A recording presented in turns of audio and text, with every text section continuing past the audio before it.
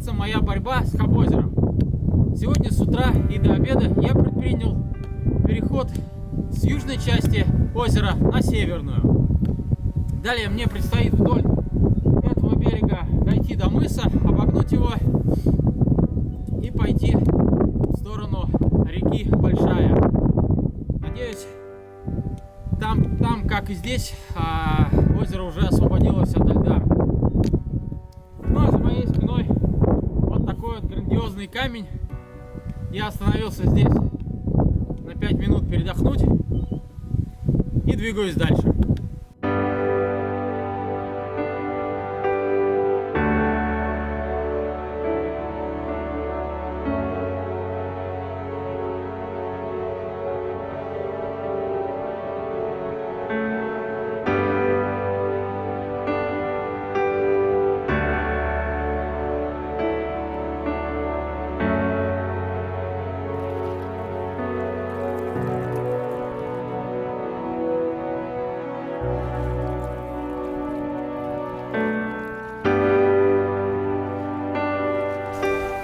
Ну что ж, достиг я поворотного мыса, и тут снова ледяная крошка. Что называется, ледокол каньон Соло в деле. Будем прорубаться. Отпущена льда, кстати, местами до 10 сантиметров. Да. Вот вчера, собственно, был целый день вот такой. Я даже не снимал, потому что отдал все силы на борьбу со льдом. Фух, ну вот, вроде вырвались на свободное место. Сейчас до мыса, вроде там открытая вода, а дальше посмотрим.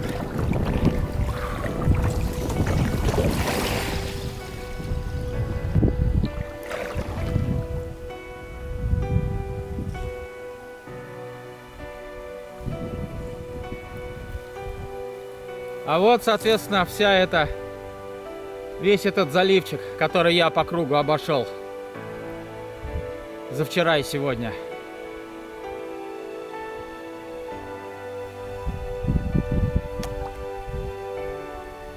Вот такая круговая панорама моего хабозера.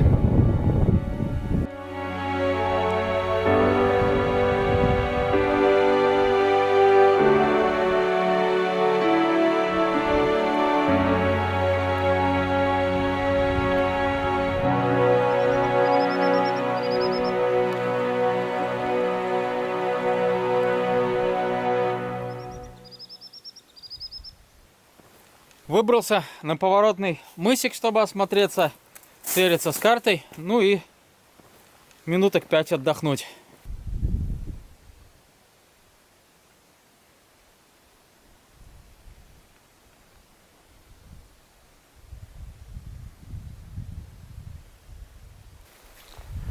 Прям на мысу такой валун здоровенный, ну точнее монолитная скала возвышается.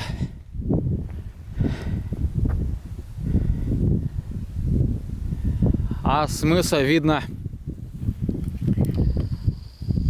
грандиозную заснеженную сопку. Класс! Несмотря на то, что по берегам лежит снег и добрая половина озера еще во льду, когда выходит солнышко, на душе становится радостно и тепло. И суровая природа севера начинает играть яркими красками. Вот в такие минуты ощущаешь полную радость пребывания в таких замечательных местах. Сочетание вот этого вот камня, мрамора, который нагревается на солнышке, чистейшей кристальной воды дает неповторимое, конечно, ощущение единения с природой. Просто балдеж. На очередном мысу обнаружилась на берегу вот такая вот разбитая дюралевая лодка. Ну и, конечно же, я остановился, чтобы ее осмотреть. Ну и заодно посмотреть ледовую обстановку дальше за мысом.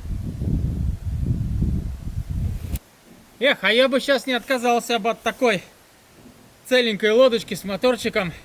Да по открытой воде как вжарить километров 70-80. Да. Ну что, север не щадит ни людей, ни лодки.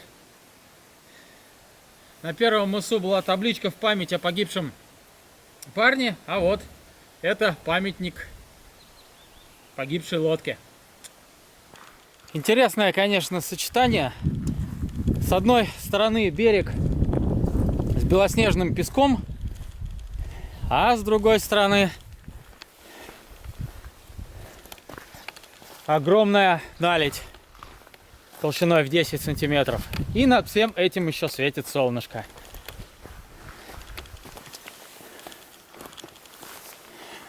Тем и прекрасен север своими контрастами. Сейчас иду на мыс, чтобы посмотреть ледовую обстановку. Если я, конечно, здесь пройду, потому что вот справа от меня, собственно, болото. Ну, собственно, как и ожидалось, снова лед. Вот до этой точки можно будет дойти на байдарке, а дальше опять переносить.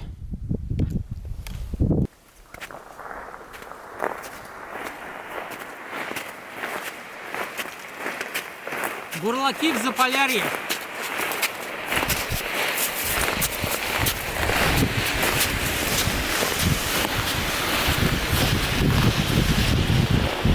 Ну вот, собственно, я и обогнул этот злосчастный мыс долгожданный. Вот он слева по борту от меня. И, собственно, теперь мой путь лежит вот туда вот в конец озера, где будет исток реки Большая. По ней надо будет сплавиться до следующего озера. Не помню, как оно называется точно, потом скажу. И там уже будет еще одна речка, по-моему, снежная, и выход в Белое море. После чего я проследую в Кандалакшу. Вот. Блин, волок, конечно, отнял очень много сил. Грести, нагрести уже не осталось. Сейчас надо остановиться, немножко передохнуть. Неплохо было бы чай попить, но это долгая история, разжигать костер, а время уже, по-моему, к 4 часам близится, поэтому если сейчас это сделать, то уже надо останавливаться насовсем. А вот мне на пути попался абсолютно белоснежный пляж. Такая песчаная коса метров 100, на которой еще лежит снег. Все-таки обалденное сочетание снега и белого песка. Сейчас пойду пройдусь.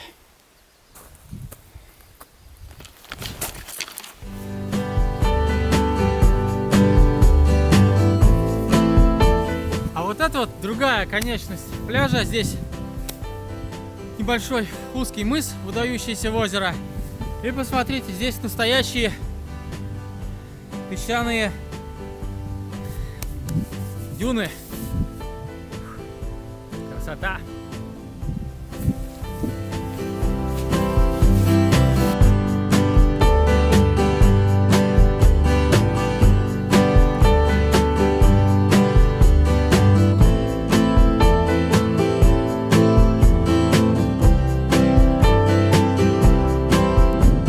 А вот уже и до снежных гор рукой подать.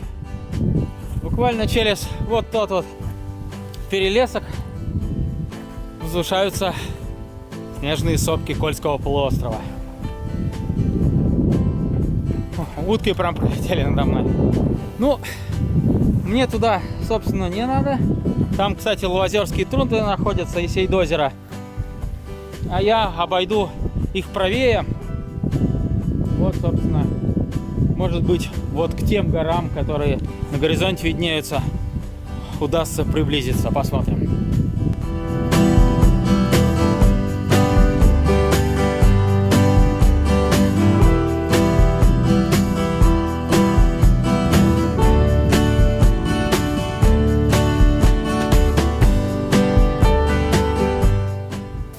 А вот и остатки чего-то лагеря.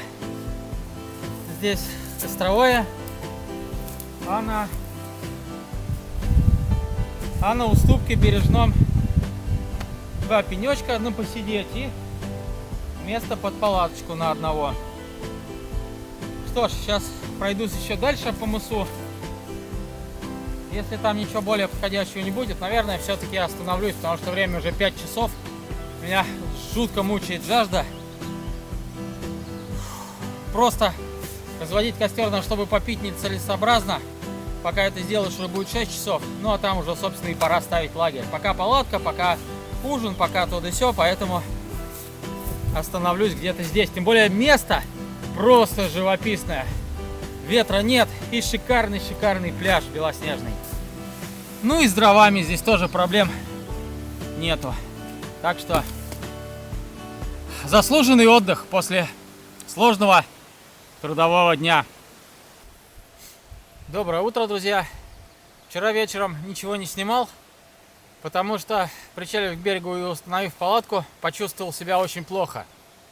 Сначала связал это с возможностью простуды, так как 2 предыдущих дня сильно мерз. Но потом понял, что это от переутомления.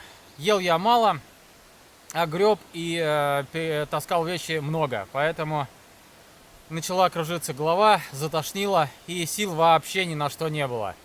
Сварил ужин и завалился спать в палатку. Сегодня встал аж 10:30, проспал долго. Быстренько собрался, чтобы не терять время, и отправляюсь в путь. Тем более, что вокруг ходят какие-то тучки. То есть надо мной прям светит яркое солнце, а вокруг справа и слева синие тучи. Поэтому надо идти, надо продвигаться.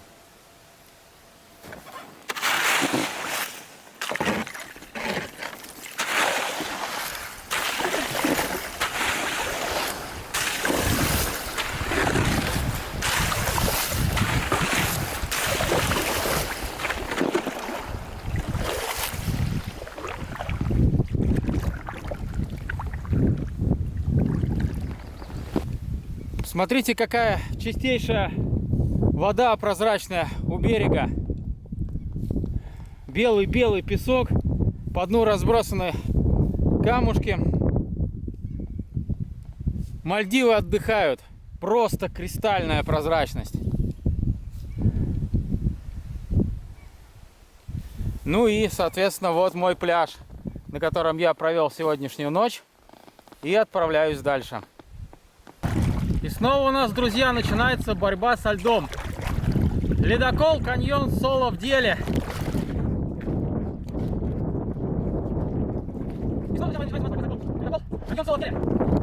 Эх, проскочить. Лед толстый. О, просто на грани.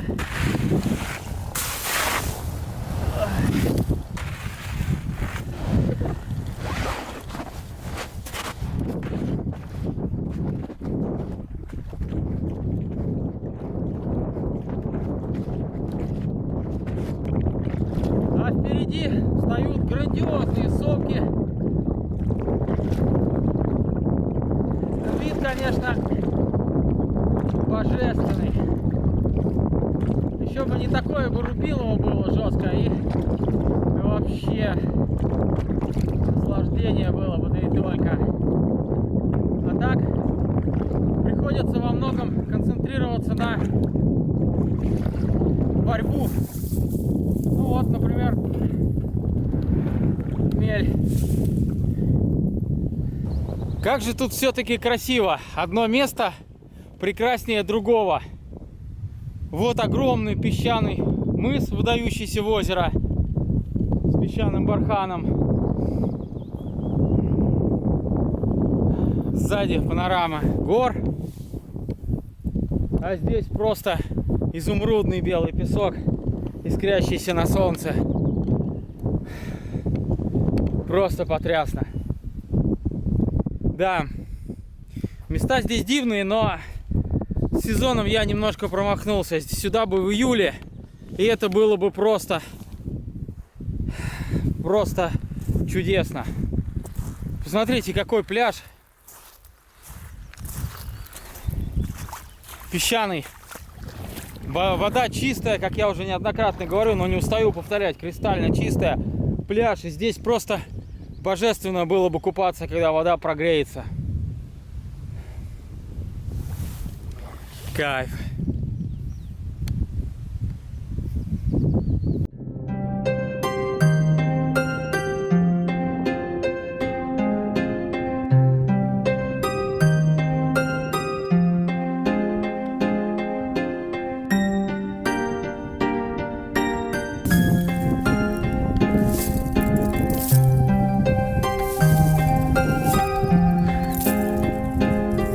Интересный все-таки лед.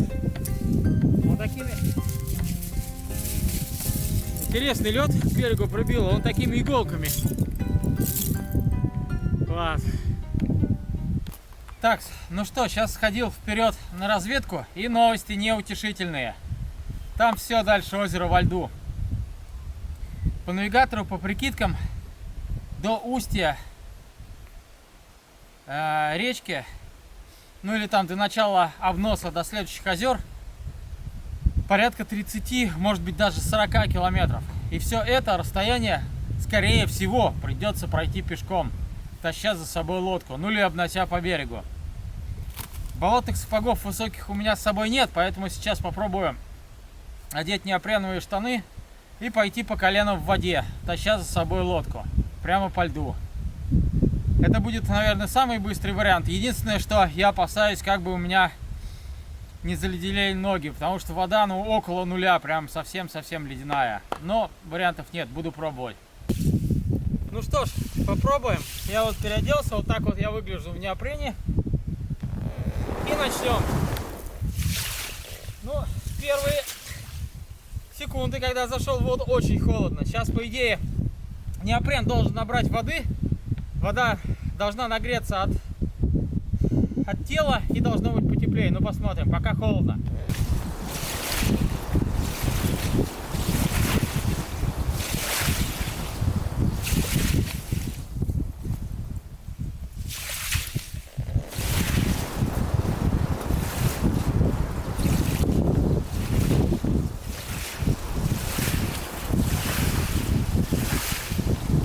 Все еще осложняется тем, что дно усыпано камнями скользкими и идти крайне неудобно.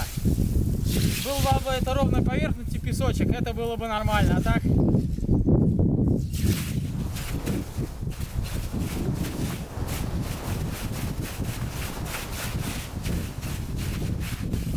Ну не знаю, ногам очень холодно. Идти, конечно, можно, но минут по 10, потом вылезать на берег и греть ноги, иначе все отморозишь.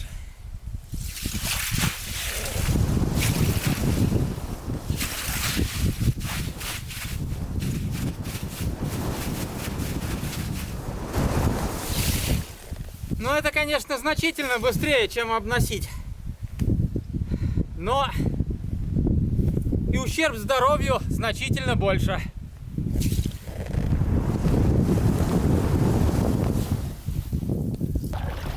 Пока удается идти сменной тактикой, тащить, значит, волоком байдарку метров 100, потом, дойдя до полыньи, перегребать по открытой воде. Но ноги отмерзают нещадно. Такой способ передвижения использовать как основной не получится, иначе я точно заболею. Не знаю, сейчас вот прогребу вот этот участок воды, который виден, и, наверное, буду одеваться и пробовать груз все-таки носить, потому что заболеть жестоко на самом начале похода — это будет катастрофа.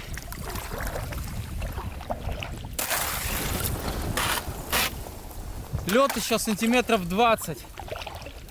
До того, чтобы он сошел, потребуется... Я даже веслом его пробить не могу.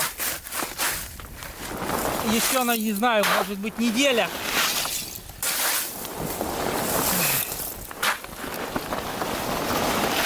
Вот в буквальном смысле приходится вот так вот прорубать собой полынью. Это отнимает очень много сил. Представляете, вот так вот 50 километров, ну не 50, пусть 40 километров. Вот такого вот ада. Я не знаю. Мне кажется, это нереально.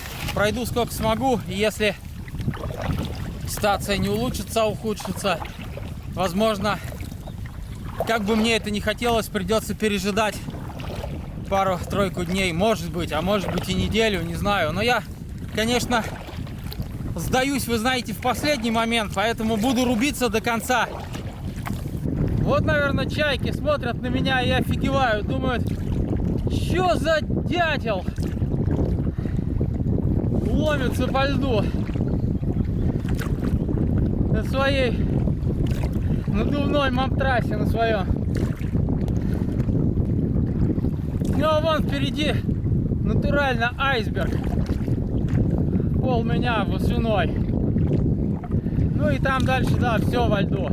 Там дальше, по-моему, проталин даже нет.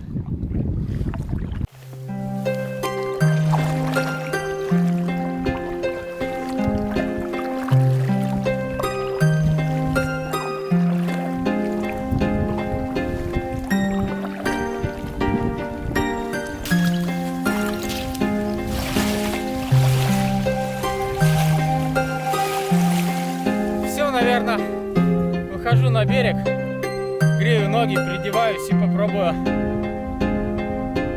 переносом груза по берегу пойти дальше. Замерзли ноги.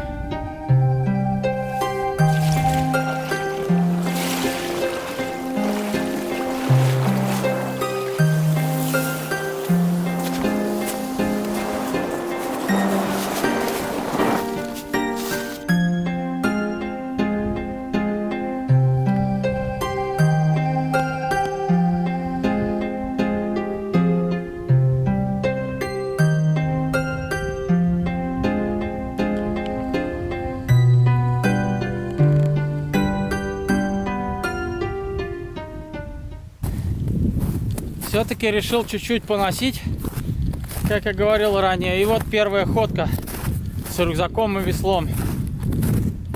Во вторую ходку второй рюкзак на плечи и байдарку волоком по берегу. Благо здесь вот есть снежное покрытие и мало камней, поэтому это получится довольно беспроблемно. Сейчас дойду до мыса, оставлю вещи и пойду за второй партией. Ну и так буду продвигаться по мере того, какая будет ледовая обстановка впереди. Где носить, где таскать, где переплывать. Да. Приключенницу нашел я себе на одно место.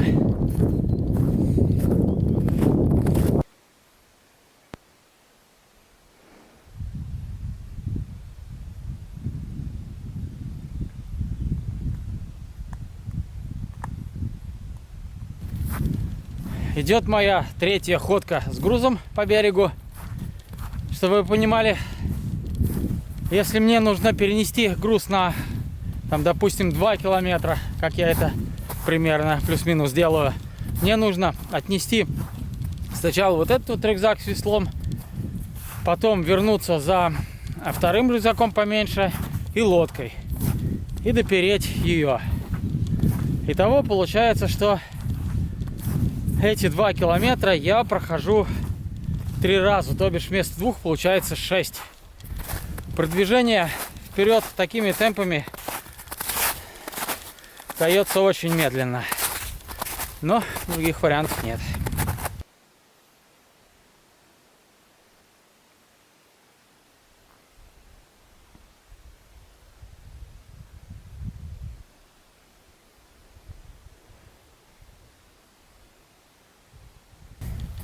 Моя крайняя на сегодня ходка с грузом по переноске вещей по берегу.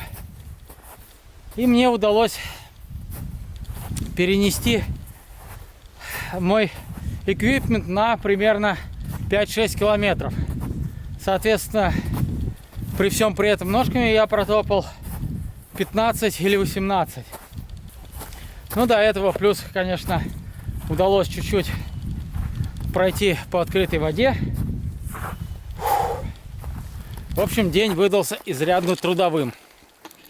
А вот на заднем плане видно ледяные торосы, которые прибивают к берегу ветром или течением, когда лед скрывается. Кстати, вот этот весь пейзаж мне навеял картинку из фильма по роману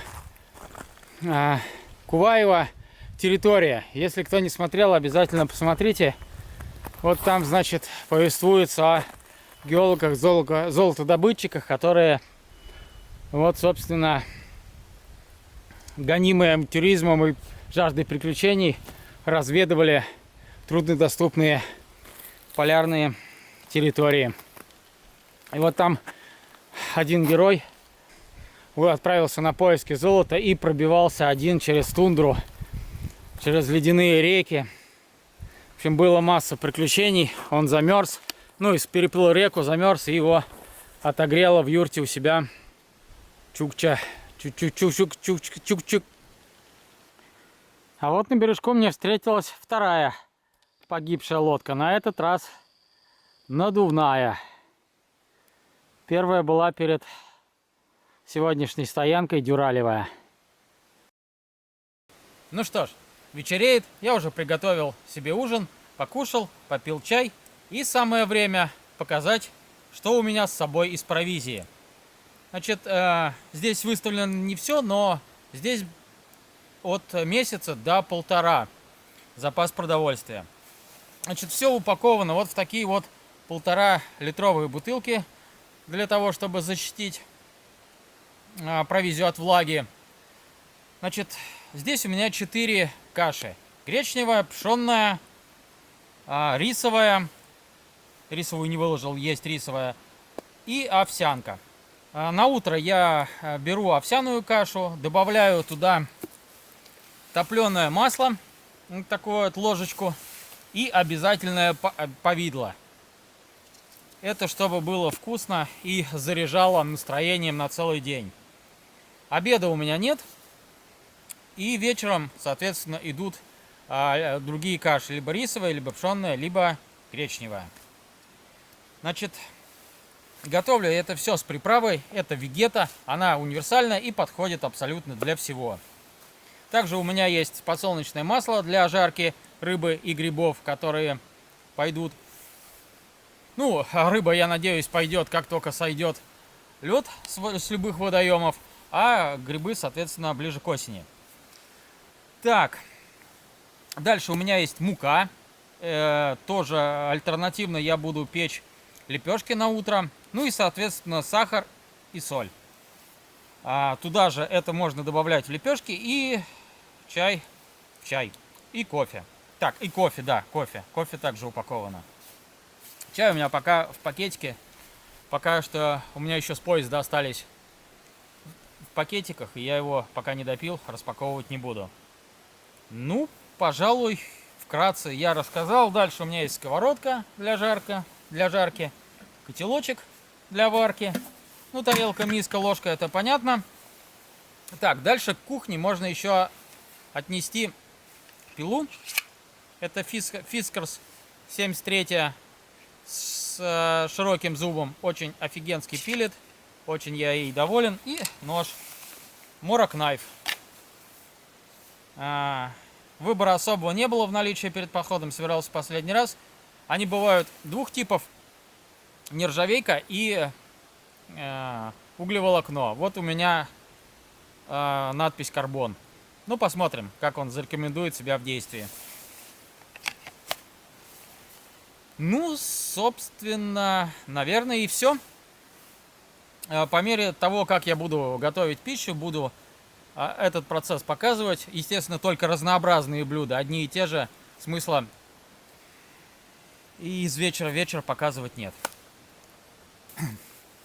Ну, поскольку я сделал обзор продовольствия только что, дополню его еще и моей солнечной панелью. Это солнечная панель AOK китаец, трехсекционная, которая вполне справляется со своей задачей. Вот сейчас вот 8 часов вечера, но в принципе до даже 9 она, если солнышко есть, работает. И вот у меня заряжается соньковский аккумулятор. Когда солнце дневное, заряжает оба аккумулятора, сразу два. Когда вечерняя или облачность, то заряжает одно. В принципе, я пробовал ставить телефоны где-то с 20% зарядки. Он у меня нагнал его до 100 буквально за час с небольшим. Так что, в принципе, утром часового солнышка, вечером хватает, чтобы не остаться без электроэнергии. Все это дело компактно убирается. Есть органайзер для проводов и какой-то мелочевки. В общем-то, пока что доволен. И, собственно, есть ножки. Они немножко добавляют веса и объема, но зато можно без дополнительных приспособлений настроить угол к солнцу. Это тоже очень удобно. По характеристикам, значит, она выдает 5 вольт и, по-моему, 2 или 2,5 ампера. Суммарно, наверное, скорее всего. Тут 2 разъема USB. Вот такие дела.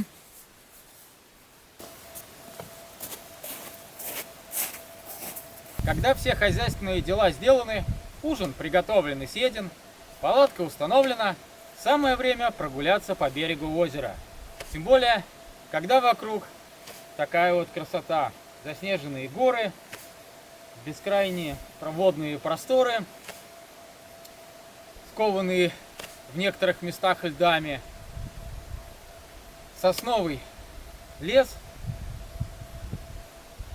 огромные каменные глыбы, разбросанные вдоль берега. Все это наводит на мысли о вечном, о главном.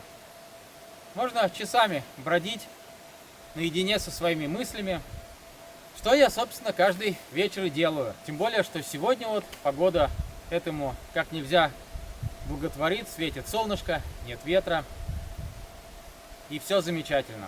Даже несмотря на тяжелые трудовые дни с переноской вещей и пробивание части льды. В любом случае, друзья, путешествие того стоит.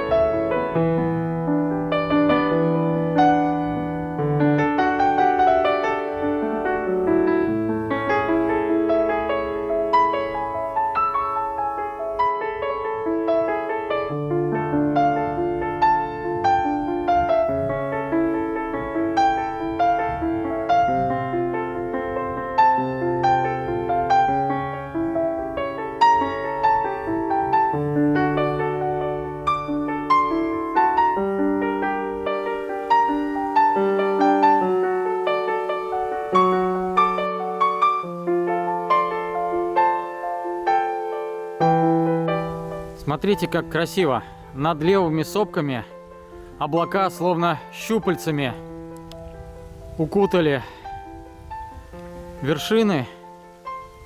И на самом деле это, конечно же, идет дождь. А справа абсолютно другая картина. Сопки освещены вечерним солнцем. И снег блестит под его лучами. И это вот совсем рядышком, вот как раз на это все открывается вид с моего берега. Красота! Лучшее завершение дня и представить себе сложно. Природа наградила меня такой шикарной красотой. Ну что ж, вот и закончился для меня этот чудесный день. И пора забираться в свой уютный домик.